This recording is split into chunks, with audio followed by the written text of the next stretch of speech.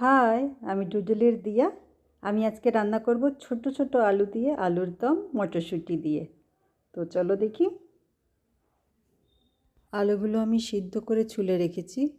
কড়াতে তেল গরম করে আলুগুলো দিয়ে দেব। একটু নুন, হলুদ আর লঙ্কার গুঁড়ো দেব।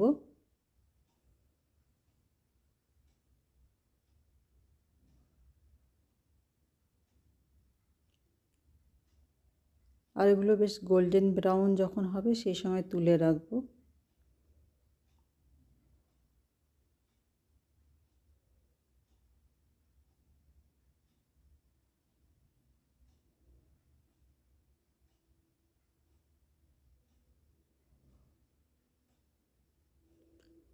এই কড়াতেই আবার আরেকটু তেল দেব আর 1 চামচের মতন ঘি দেব।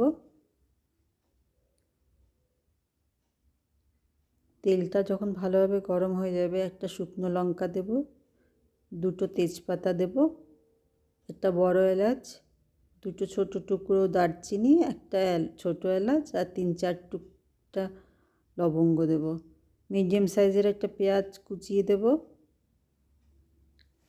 পেঁয়াজটা যখন গোল্ডেন ব্রাউন হয়ে আসবে সেই সময় আদা রসুনের পেস্ট দেব।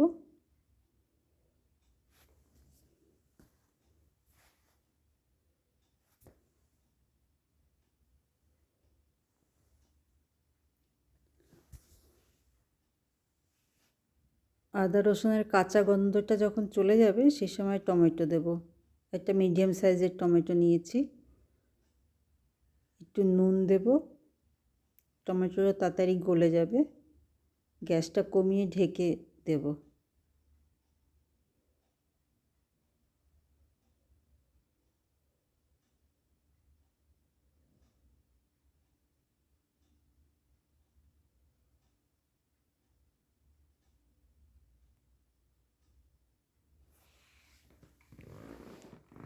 টমেটোটা গলে গেছে। এখন সামান্য আমরা 1/2 চামচের মতন ধনে গুঁড়ো দেব, 1/2 চামচের কম জিরে গুঁড়ো, লঙ্কা আর হলুদ গুঁড়ো দিয়ে একটু জল দিয়ে মশলাটা কষাবো।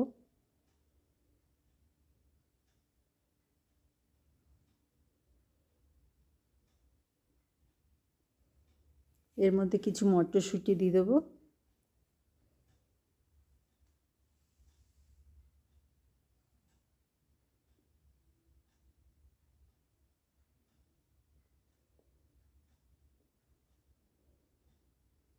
এক দু মিনিটের মতন ঢেকে ভাজবো।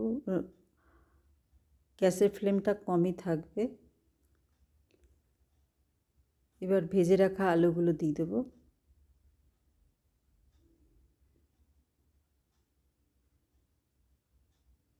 নুন দেব।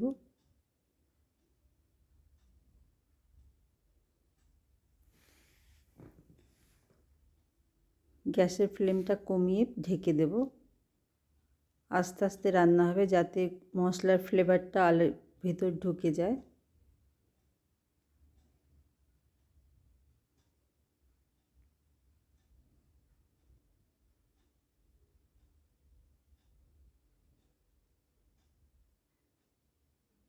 মশলাটা প্রায় কষানো হয়ে গেছে।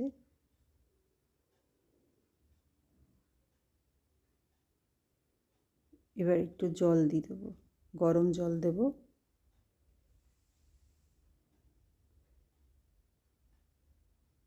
ঢাকা দিয়ে রান্না করব কিছুক্ষণ।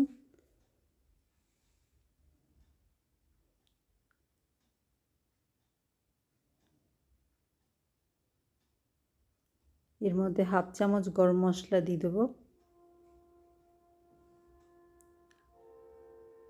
গরম মশলা দেওয়ার পর গ্যাস কমানোই থাকবে।